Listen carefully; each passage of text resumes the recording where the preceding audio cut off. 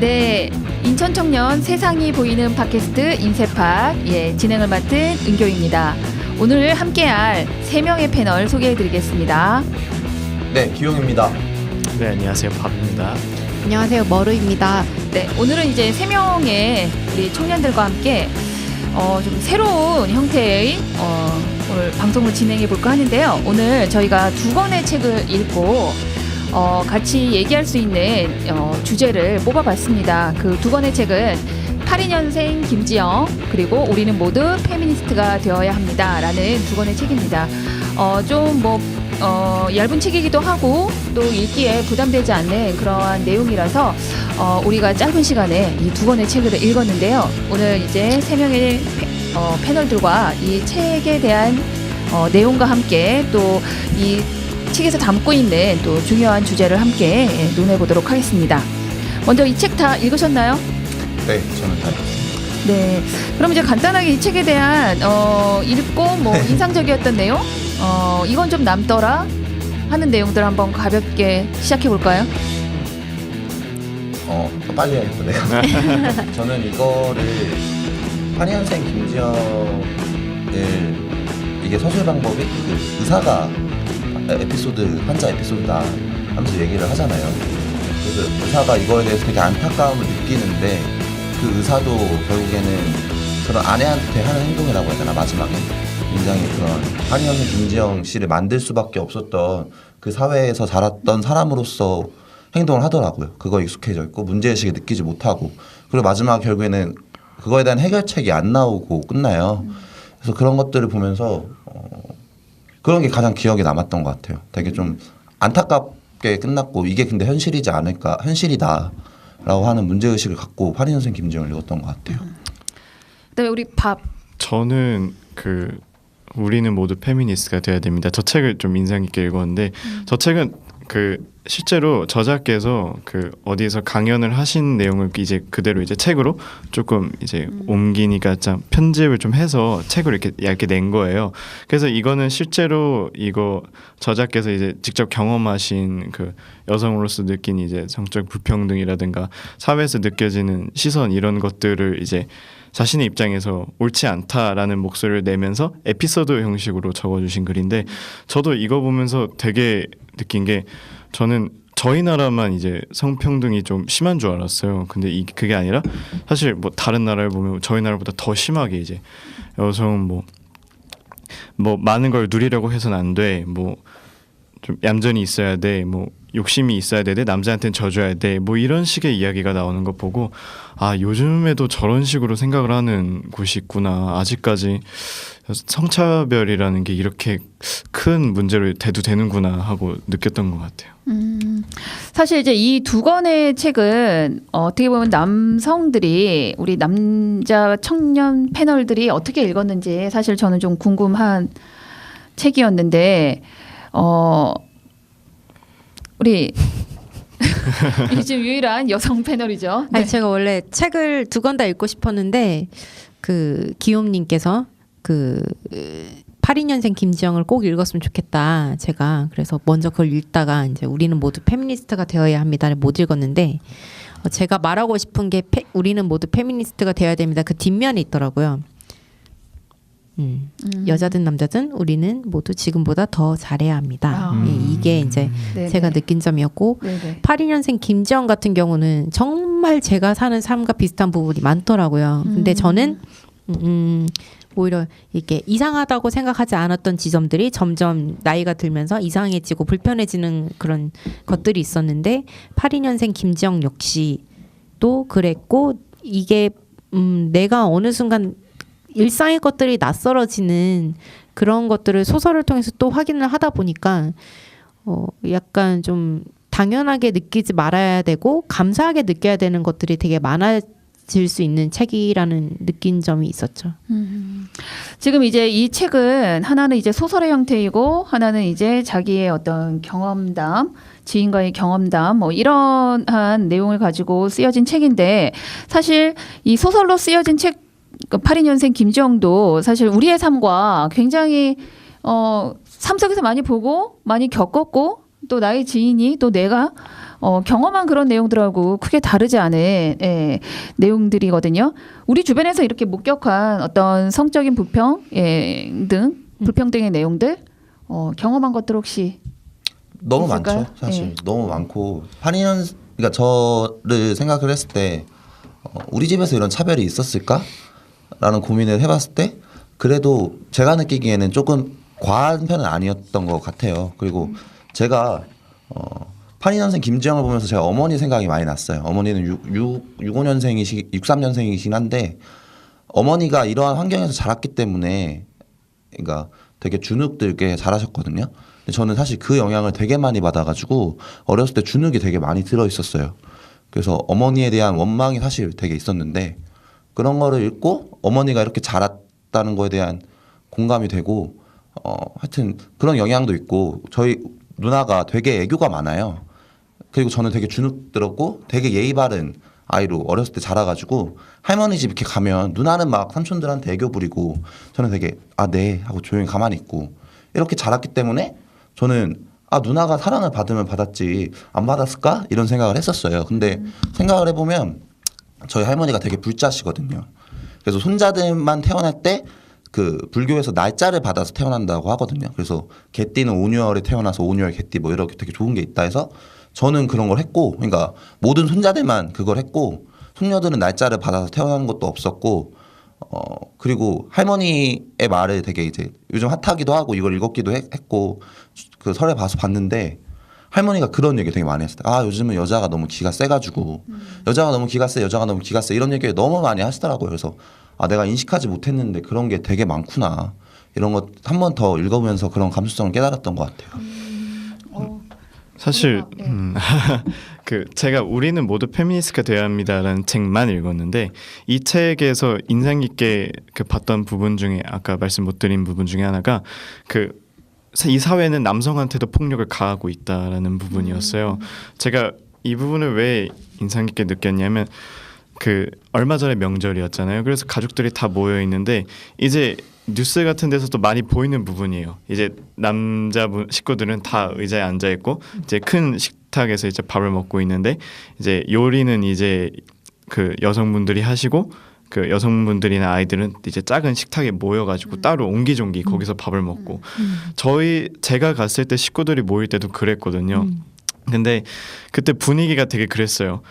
저는 약간 양심에 찔려가지고 나도 도와주고 싶은데 왠지 저기에 내가 끼면 안 될 것 같은 그런 분위기가 있는 거예요. 이제 요리하시는 뭐 어머니나 이제 이모 그런 분들께서도 그냥 너 오는 게 더 불편해. 그냥 우리가 하는 게 나아. 이렇게 만연화된 분위기.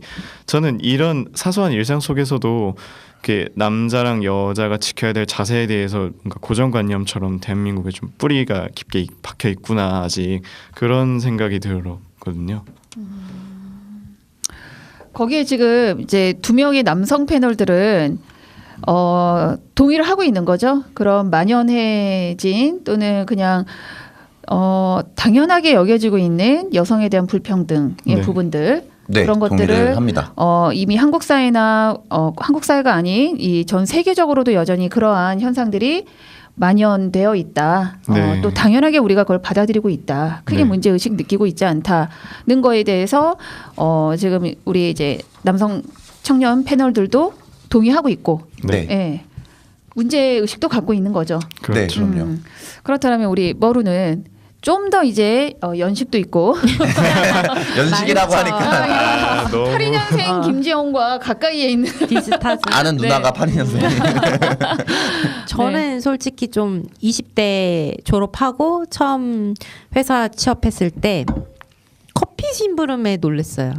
나는 디자인으로 일단 직원으로 들어갔는데 손님이 왔을 때 커피를 해야 되는데 그 많은 직원들 중에서 왜 하필 내가 가야 했을까?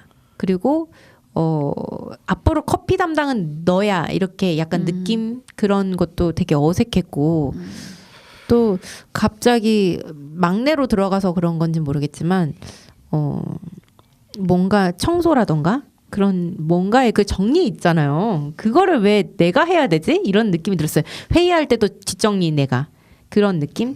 그래서 이게 네가 이제 앞으로 이걸 해라고 약속을 정해서 하면 상관이 없는데 되게 자연스러웠어요. 그런 말도 없이 그냥 당연히 내가 하는 것. 그리고 회식 자리나 뭐 노래방을 간다고 했을 때 손을 잡는 거예요. 근데 그거 있어요. 되게 혼란스러워요. 약간 좀 이러지 마세요. 라고 해야 되나? 아니면 굉장히 건실한 유부남이고 굉장히 사회적으로 권위 있는 사람이고 그리고 이제 정직하고 훌륭한 사람이라고 생각을 했는데 이 손 잡는 게 단순히 그냥 의리 약간 그런 느낌으로 내가 열심히 해봅시다 이런 식으로 내가 해석을 해야 되나? 약간 되게 혼란스러운 게 있거든요. 사실 이걸 누구도 알려주지 않아요. 회사 생활을 할 때 이런 경우가 있을 것이야. 이거는 어떻게 대처해야 돼. 이런 거를 아무도 누구도 얘기해주지 않고 당연히 그 회사에 들어가면 이런 게 내가 당해내야 될 그리고 내 마음이 조금 불편하더라도 내가 오해를 하는 건가? 라고 스스로 자문자답해서 아닐 거야. 이렇게 마음으로 정리를 해야 되는. 근데 그런 기억들이 아직도 남아있는 거 보면 제가 그런 게 이제 첫 경험이었기 때문에 불편했던 내가 마음으로 허락치 않은 상대와의 스킨십을 당한 거잖아요. 그래서 그런 게 되게 생각이 나더라고요. 그리고 이제 집도 마찬가지로 재산에 그런 거 할 때 여자들은 전을 붙이고 남자들은 뭐 을에 뭐 바둑을 둔다던가 아니면 뭐 족보에 대한 얘기를 한다던가 뭐 그런 것들이 있는데 사실 그거에 대해서도 오히려 저는 제 엄마가 새엄마이기 때문에 더 죄송하고 그래서 더 열심히 같이 전을 붙이고 제 남동생도 역시 도와주려고 노력을 하는데 그래서 지금 조금 많이 바뀌고 있는 것 같아요. 그러니까 제가 생각하기로는 이 전통적인 문화라던가 그런 것들은 주체인 내가 노력을 해서 조금씩 우리의 약속을 변해 만들어가는 거지 이걸 되게 당연시 여기면도 안 되고 그렇다고 해서 이건 잘못된 거예요 이건 나빠요라고 외치면 또 뜨거워 하잖아요. 그건 그분들이 당연했던 생각들인데 그러니까 서로 존중하면서 되게 자연스럽게 바뀔 수 있는 시간을 나눠야 되는 게 중요하다 이런 생각을 들었었어요. 다들 지금 이 책에 있는 경험들이 우리의 경험이기도 하고 또 그다지 놀랍지 않은 또 많이 또 접해봤던 것들이라서 이 책을 읽으면서 많이 좀 공감하는 부분들이 있었을 것 같은데요. 그렇다면 우리가 이 책 제목에도 있기도 하지만 페미니스트 또는 페미니즘에 대한 어떤 정의? 그러니까 과거의 페미니스트라고 하면은 가지고 있는 딱 이 고정된 어떤 이미지 이런 것들이 있었는데 또 지금은 어떤지 또 우리가 페미니스트를 또는 페미니즘을 바라보는 여러 가지 어떤 그동안의 흐름 이런 것들도 한번 짚어볼 필요는 있을 것 같아요. 그게 또 지금의 우리가 정말 모두가 페미니스트가 되어야 한다라고 하면 거기에 대해서도 우리가 얘기를 나눌 수 있을 것 같은데 페미니즘이 정확히 뭔가요? 우리 정리왕 밥이 정리왕 정리왕 밥이 준비를 딱 해놨네요. 네. 조사한 바에 따르면 이제 페미니즘은 영어로 이제 페미니즘이라고 이게 단어의 뜻은 페미니즘은 영어로 페미니즘. 죄송합니다. 그 단어의 뜻이 그대로 여성주의라는 뜻이에요. 원래 이 단어의 기원은 여성이 이제 남성과 같은 권리와 기회를 누려야 한다는 그 믿음과 목표 혹은 이를 성취하기 위한 투쟁으로서 페미니즘이라는 단어가 쓰였는데 이제 현대로서 의미가 점차 넘어오면서 이제 여성을 성에 기인하는 어떤 차별이나 억압 이런 걸로부터 극복시키려는 사상을 이야기한다고 나와 있어요.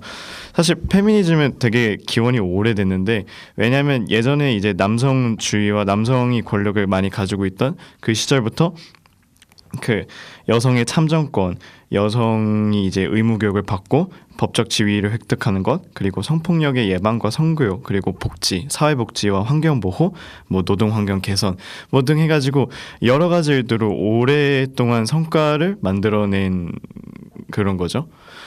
그런 건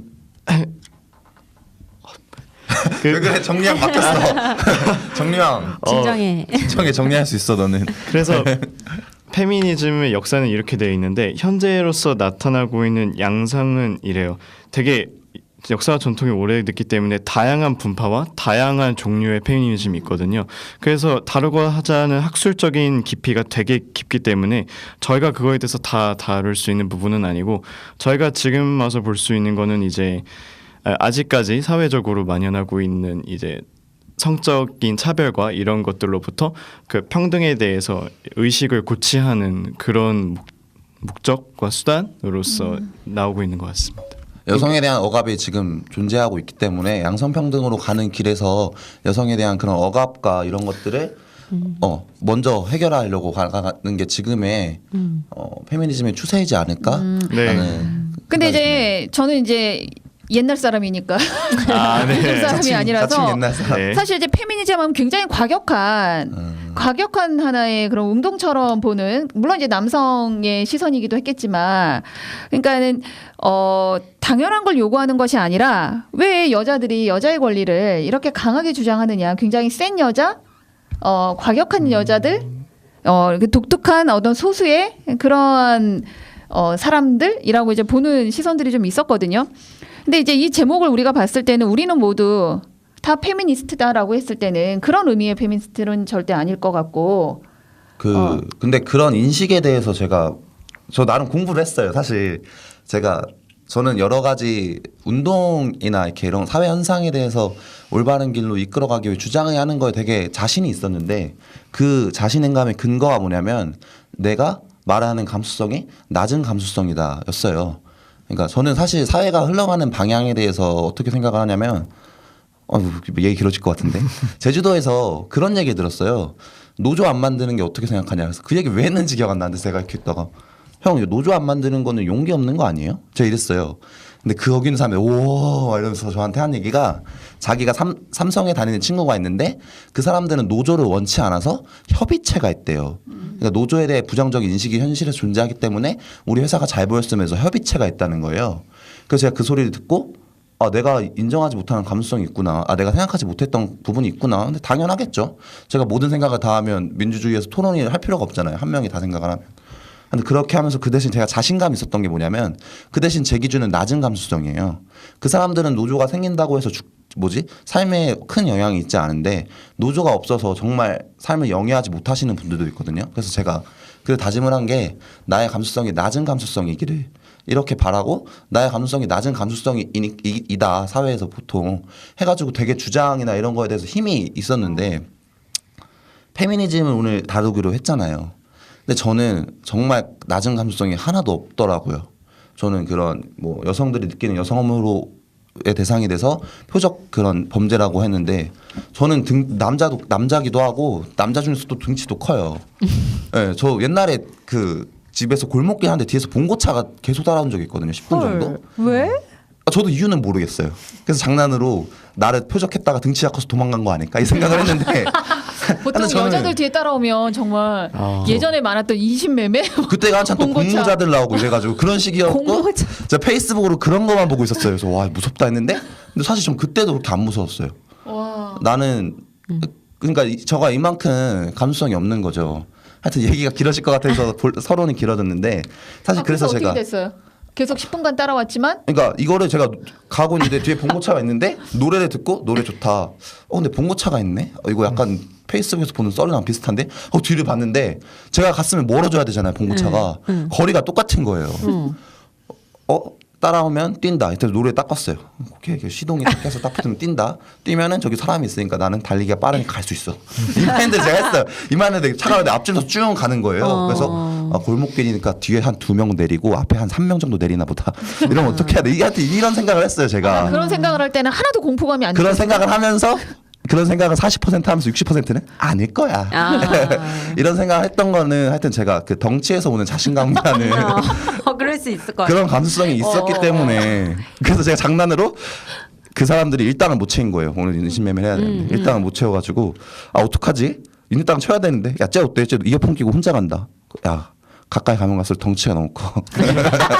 야, 쟤 아니야. 이런 거에 간 게 아닐까라는 그냥 장난하게 억조를 했는데, 이만큼 제가 하여튼 감수성이 없었어요. 그래서 페미니즘에 대해서 주장을 하고 오늘 이야기하는 거에 대해서 자신감이 너무 없는 거예요. 내가 하는 주장이 감수성이 되게 부족하지 않을까. 그래서 이렇게 물어보는 차원에서 이야기하는 거는 이야기를 통해서 배우는 게 민주주의니까 하겠는데, 이렇게 공식적으로 하는 것들은 이제 자칫 사실로 받아들여질 수도 있고 페미니즘이 그냥 문제도 아니고 되게 누군가는 되게 슬픔과 상처를 받는 문제인데 이걸 관해서 되게 내가 상처 주는 말을 하는 게 아닐까라는 생각으로 그러한 관점에서 되게 많이 조사를 하고 막 그 35분짜리 동영상 2번 읽고 그래서 그런 거 막 모르겠는 거 한 3페이지 4페이지 정리해가지고 친구한테 물어보고 막 이렇게 했어요. 근데 하여튼 과격한 페미니즘이 과격하다 이런 것들이 어떤 분류에서 나왔냐 얘기를 해보면 바비가 얘기했던 것처럼 페미니즘은 정말 오래됐어요. 근데 페미니즘에 관심을 아무도 안 갖는 거예요. 그래서 그런 거에 대한 수단으로 미러링이라는 게 등장을 해요. 미러링이 뭐냐면 페미니즘이 과격한 행동을 했을 때 자신을 비추는 거거든요. 미러링이 거울에 비추다는 거잖아요. 그걸 통해서 반응을 하는 자신을 보면서 내가 성차별주의자인가? 라는 생각을 하는 건데, 그러니까 여자는 짧은 치마를 입으면 안 돼. 여자는 밤늦게 다니면 안 돼라는 성차별적인 단어가 있잖아요. 근데 이런 거에 대해서 여자는 대신 사랑으로 바꾸면 이게 성차별해서 이해가 안 되면 성차별주의자라는 거예요. 성차별주의적인 말이었다는 거예요. 그래서 미러링은 이걸 좀 더 과격한 방법으로 그거를 남자 눈으로 바꿔요. 그래서 여자는 패야 돼라는 말이 지금은 없지만 옛날에 그렇게 생각하는 사람도 있잖아요. 그래서 미러링에서는 남자는 패야 돼. 라고 하니까 사람들이 그제서야 관심을 갖는 건데 그 사람들이 관심을 갖는 거는 100년 동안 이어진 페미니즘이 아니라 지금 1, 2년 동안 겨우 그 미러링이라는 방법에서 그걸 통해서 관심을 갖는 거예요. 사실 그 말이 있잖아요. 극단적 페미니스트들이 뭐 페미니즘 망친다 했는데 사실 그 말 자체가 관심을 통해 생긴 거였고 그전에는 관심이 없었고 그래서 제가 이거를 페미니즘 이거 주제하면서 한 3, 4일 동안 느꼈던 거는 이게 정말 일부구나. 페미니즘이 정말 다양하고 과격한 페미니즘이 많아서 현대 양상을 잘못 본다는 거는 정말 일부만 보고 공부 많이 안 해온 사람이 그렇게 얘기하는 거구나라는 생각을 하게 됐어요.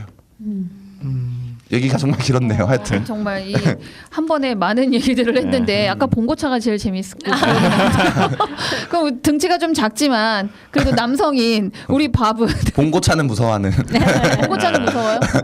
뭐 봉고차 얘기 봉고차는 무섭죠. 저는 그렇게 누가 따라온 적은 없어가지고 그런 건 없었는데 그 아까 하신 말에 전적으로 동의해요. 특히 대한민국에 관해서 페미니즘을 다뤄야 되니까 하는 말이지만 최근 사이에만 이제 뉴스나 인터넷 기사에서 성폭력 관련돼서 연예인 기사만 몇 개를 봤는지 모르겠어요. 그러게 요즘 인터넷 보기가 두려워요.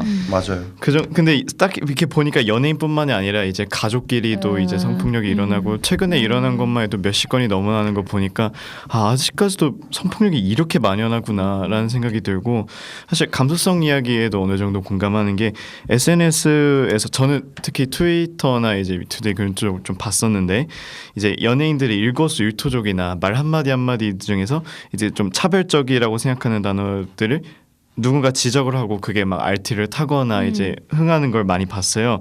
특히 연예인 그 수지 씨께서 이제 수지 씨께서 수지 씨 동생 아니에요? 아니 국민 동생? 전화한다. 아무튼 그분께서 이제 그 화보 촬영을 하기로 했는데 이제 좀 옷이 여성스럽게 입고 와야 되는데 남성스럽게 입고 왔다 하고 이제 바지 입고 오신 사진을 찍었는데 이제 그쪽에다 댓글로 이것도 여성스러운 옷이다. 그 요즘 세상은 이제 남성스럽다와 여성스럽다를 그렇게 구분짓지 않았으면 좋겠다. 이런 식으로 말씀하시는 분들도 계시더라고요. 이런 식으로 감수성이라는 게 예전에 비해서 좀 더 집중적으로 대두되고 있고 저희 일상생활의 말과 행동 하나하나에서도 이제 지적받고 이제 이야기 나오는 부분이 있고 실제로 그 제가 채널 이름을 까먹었는데 그 여성분들 여러분이 이제 텔레비전에 나오셔가지고 그 현대 그 뭐 조두순 사건이라든가 그런 거에 대해서 이야기하는 프로그램이 있었거든요. 거기서도 이제 여성의 입장에서 받고 있는 차별이나 뭐 그런 것들에 대해서 방송에서 공공연하게 이야기하시는데 거기서도 되게 느끼는 점이 많았어요. 그 연예인들의 이제 모습에 뒤에서는 안 보이는 앞에서는 안 보이는 그런 뒤에서만 있는 이야기들이 알고 보니까 이제 뭐 그 다양한 그런 시츄에이션을 요구하기도 하고 그런 어두운 면들이 있었구나 해서 그래서 그런 의미에서 페미니즘은 그냥 뭐 이런 인권 운동 뭐 이런 게 있다 이게 아니라 저희가 일상생활에서 뭐 어떤 걸 지켜야 되냐라는 시각으로 좀 보는 게 맞지 않나라는 생각이 들더라고요. 어떤 걸 지켜야 되는 시각이 뭔 소리예요? 어떤 시각? 마무리가 갑자기 이해가 안 되는데. 그러니까 네. 그 역시 오늘도 밥을 왜 말- 잡는 뭔 소리야? 말이 밥을 잡는 그러니까 그 저희가 일상생활에서 하는 일거수일투족 하나하나에 실수가 들어가 있어요. 그리고 제 생각에는 이거는 그 오랫동안 역사적으로 이제 자라온 국민의 정서가 뿌리 깊게 박혀 있기 때문이라고 생각해서 저희는 이런 것들 하나하나 고쳐 나가야겠다라는 시각에서 페미니즘을 바라봐야 된다라는 게 제 말이었습니다. 네, 알겠습니다. 감사합니다. 대단하군요. 그러면 우리 지금 이제 두 명의 남성 패널들의 아주 열띤 의견과 경험을 들었는데 물론 이제 아까 우리 머루도 아주 핵심적인 얘기들은 경험 속에서 하기는 했어요. 특히 이제 그 신입 사원으로서 특히 어린 여성 신입 사원으로서 겪었던 아마 그 경험들은 굉장히 많은 여성들이 첫 사회 생활을 할 때 겪었던 부분이기도 하고 지금도 있기도 하고 또 지금 그런 문제가 지금 한국 사회를 지금 뒤흔들고 있는 미투 운동과도 굉장히 관련이 있는 그런 경험들일 것 같은데 그 부분들에 대해서 우리가 지금 또 사회적인 또 큰 이슈이기도 하고 좀 같이 한 번 더 얘기를 해보면서 우리 젠더 감수성에 대한 얘기를 좀 더 해볼까요? 네, 좋습니다. 네. 미투 현상 어떻게 바라보세요? 이게 근데 뭐 어떻게 바라볼 게 없죠. 미투는 뭐 노동자 자본가 문제도 아니고 그냥 잘못된 행동을 한 거죠. 근데 이게 정말 너무 나오잖아요. 뭐 한 군데에서 누가 특별하게 나왔다가 아니라 이거는 이제 이렇게 나오는 거는 일반적으로 그러니까 범죄가 특별한 케이스가 아니라 바비가 말했던 것처럼 이게 문화적과 양식과 그런 게 오랫동안 쌓여왔기 때문에 이게 진짜 모든 사람에게 영향을 줬고 사회 전반으로 나오는 거죠. 저는 사실 미투 운동의 시작이라고 저는 생각을 하는 게 검사네 성희롱을 고발하는 사건이었던 것 같은데 저는 그때 진짜 조금 놀랐던 게 검사잖아요. 불의를 봤을 때 기소하고 이런 것들이 검사인데 그 검사네 조직에서도 그렇게 있었으면 그러면 많은 그런 사람들이 이제 불의를 기소하고 법진의 판단은 또 제대로 했을까? 또 그런 판단과 그런 사명감에 앞섰던 사람도 그런 거에 대해서 그렇게 저항을 못한 걸 봤을 때 얼마나 또 진짜 문화적으로 무기력하게 만들고 문화적으로 이해할 게 많고 내가 감수성이 부족한 게 정말 많구나라고 생각을 또 했었던 것 같아요. 미투 현상하면서 제가 느낀 거는 되게 그 하루도 빠짐없이 하루마다 한 명씩 나는 누구에게 이렇게 당했습니다라는 것이 네이버 그 뉴스캐스트 일면 기사에 계속 올라오더라고요. 매일 다른 기사가 계속 갱신돼서 올라오는 거 보면서 이거는 이제 수면 위로 나기 시작했을 뿐이구나. 아직도 엄청 많이 있는 거구나라는 생각이 들어서 이거는 그냥 사회 현상으로 봐도 되는 부분이구나. 그렇죠. 지금쯤 이제 아닌 사람이 누구냐 할 정도로 이제 다 일상적으로 그렇게 해왔던 것들이 지금 이제 수면 위로 드러나고 보물처럼 터지는 것뿐이지 그게 근래에 있었던 일도 아닐 뿐더러 지금 그런 부분들은 너무나 당연하게 아까 말했던 부지불식간에 또는 당연하게 가해자나 피해자나 당해야 되고 하는 게 당연하다고 생각했던 그런 부분이었던 것들이죠. 그래서 어찌 보면은 지금 이런 부분들이 현상적으로는 특이하지 않다. 그냥 그게 그냥 지금 드러나 있을 뿐이다. 라고 이제 보여지는데 우리 이제 여성의 입장에서 저는 미투가 굉장히 혁명이라고 생각을 해요. 진짜 말도 안 되는 상식적으로 생각할 수 없는 범죄들이 되게 일상적으로 만연해 했었고 그것들이 어느 순간 이제 사실 페미니즘이랑 관계가 있을까라고 생각을 하기도 했어요. 왜냐면 범죄잖아요. 저는 일상의 것들이 페미니즘이랑 굉장히 밀접하다고 생각을 했어요. 일상의 문화, 일상의 대화, 일상의 언어들. 근데 미투는 일상적이지 않은 범죄인데 되게 많은 사람들이 했기 때문에 일상적으로 느껴지는 거예요. 그래서 이거는 정말 혁명과도 같은 게 아닐까. 그리고 그게 더 오히려 82년생 김지영보다 훨씬 더 소설 같은데 이게 현실이고 저는 진짜 많이 충격을 받았어요. 그리고 솔직히 스킨십의 정도의 차이일 뿐이지 정말 많은 여성들이 많이 당했다? 라고 생각을 하게 됐죠. 제가 얼마 전에 본 그 세바시를 봤는데 성적 수치심에 대해서 얘기를 하더라고요. 사실 저희가 회의를 할 때 제가 그 성희롱 성폭행은 내가 성적 수치심을 느꼈을 때 그런 내가 성희롱을 당했다라고 얘기하는 게 아닐까라고 얘기를 했었거든요. 근데 그 프로그램을 보고 나서 제가 반성 아닌 반성을 했는데 성적 수치심을 그러니까 성폭행을 당한 초등학생이 이제 재판까지 갔는데 재판장이 성적 수치심을 느꼈느냐라고 질문했는데 그 학생이 거기에 대답을 하지 않았어요. 그리고 무서웠다고 대답을 하고 결국 그거는 무죄로 판결이 났는데 왜 검사가 이제 얘기를 했어요. 왜 거기에 대답을 안 했냐. 성적 수치심을 느꼈냐고 물어봤을 때 왜 대답 안 했냐. 그랬더니 저는 수치스럽지 않았어요. 제가 잘못한 건 없잖아요. 제가 잘못한 게 있나요? 저는 무서웠어요. 라고 얘기를 했을 때 성적 수치심은 피해자가 아니라 가해자가 느껴야 될 수치심이다 라는 얘기를 했고 제가 되게 아무렇지 않게 성희롱은 성적 수치심을 느끼면은 성희롱 당했다라고 얘기하는 거 아니야? 라고 얘기했는데 그게 아니었던 거죠. 저는 이걸 봤을 때 가해자들이 느껴야 될 성적 수치심을 왜 피해자가 당연히 느껴야 될 단어처럼 태그처럼 달리는 거잖아요. 그래서 정말 많이 바뀌어야겠다라고 생각을 했고 미투 역시 그 바뀌어야 될 그런 당연하게 솔직히 저희는 그러니까 사실 제 친구들도 이런 걸 당한 친구들이 있었거든요. 근데 이걸 얘기하기가 되게 힘들어요. 용기를 내야 돼요. 근데 사실 용기를 내고 얘기해야 될 대상은 가해자지 피해자는 그걸 용기를 내야 할 이유가 없는 거잖아요. 저는 이게 그래서 그 미투가 그런 것들에 대한 인식을 바꿔줄 뭔가 좀 혁명 같은 거라고 생각을 합니다. 사실 그 성폭행 성추행 기사들만 봐도 되게 자극적인 사진을 써요. 되게 여성 중심 피해자 중심적인 사진. 타이틀도. 네, 타이틀도 그렇고 그 수치심이란 단어도 결국엔 좀 더 말하면 여성의 성을 되게 신성시하는 여성 혐오적인 그런 것들이 만연해 있었고 그런 거에 한 가지 예인 것 같고 막 영화 같은 거 봐서 막 성폭행 막 그런 장면들만 봐도 되게 여성 중심적으로 서술을 해요. 영화 장면만 봐도 이런 것만 해도 얼마나 그쪽으로 기울어져 있나라는 사실을 알 수 있는 것 같아요. 정확하게 지금 어떤 의도로 여성 중심적이라고 여성 중심적이라고 했나요, 제가? 네.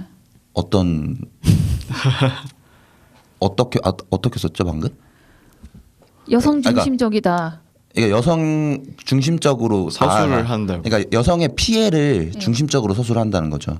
사실 그러니까 피해자를 중심적으로 서술을 하는 거죠. 근데 원래는 가해자를 중심적으로 서술을 해야 된다는 거예요. 근데 이제 여자가 당했다. 그러니까 성적 이렇게 수치심처럼. 했다. 약간 네, 이런 피해자가 느끼는 수치심.